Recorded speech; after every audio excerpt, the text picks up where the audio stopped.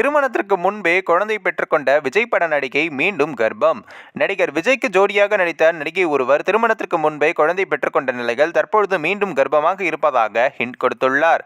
அதாவது நடிகர் விஜயின் தந்தை எஸ். சந்திரசேகர் இயக்கிய கேடி படம் மூலம் நடிகையாக அறிமுகமானவர் இலியானா. அப்படத்திற்கு பின்னர் தெலுங்கு திரையுலகம் பக்கம் சென்ற இலியானாவுக்கு அங்கு தொட்டதெல்லாம் ஹிட்டாக அமைந்தது. இதனால் குறுகிய காலத்திலேயே பிரபாஸ், மகேஷ் பாபு போன்ற டாப் ஹீரோக்களுக்கு ஜோடியாக நடித்து முன்னணி நாயகியாக வலம் வந்தவர் இலியானா. இதையடுத்து சங்கர் இயக்கிய நண்பன் படம் மூலம் தமிழ் திரையுலகில் ரீ என்ட்ரியும் கொடுத்திருந்தார். இந்த நிலையில் தான் நண்பன் திரைப்படத்தில் நடிகர் விஜய்க்கு ஜோடியாக நடித்த இலியானா அப்படத்தின் வெற்றிக்கு பின்னர் பாலிவுட்டில் பிஸியானார். பின்னர் தமிழ் திரையுலக பக்கம் தலை காட்டாத இவர் கடந்த 2018ஆம் ஆண்டு ஆஸ்திரேலியாவை சேர்ந்த புகைப்பட கலைஞர் ஒருவருடன் லிவிங் டுகெதர் வாழ்க்கை நடத்தி வந்தார். ஆனால் ஒரு கட்டத்தில் அவர் தன்னை ஏமாற்றிவிட்டதாக கூறி குடிப்பழக்கத்திற்கு அடிமையானார் இலியானா.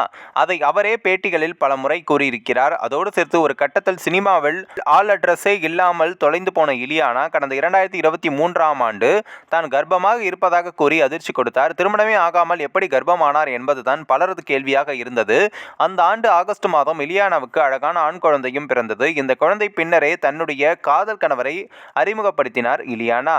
அதன்படி மைக்கேல் டோனன் என்பவர் தான் தனது கணவர் என்பதையும் கடந்த ஆண்டு அறிவித்தார்.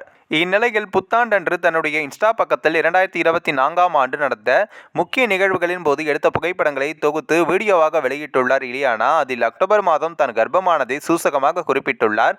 அதில் தன் கையில் பிரெக்னன்சி கிட்டுடன் போட்டோ கொடுத்துள்ளார். இதை பார்த்த ரசிகர்கள் அவர் மீண்டும் கர்ப்பமாக இருப்பதை கண்டுபிடித்து அவருக்கு வாழ்த்துக்களையும் தெரிவித்து வருகின்றனர். இந்த ஒரு வீடியோ குறித்து உங்களுடைய கருத்துக்களை நீங்க மறக்காம கமெண்ட்ஸ்ல சொல்லுங்க. நம்ம ஏஷியாநெட் நியூஸ் தமிழையும் தொடர்ந்து ஃபாலோ பண்ணுங்க.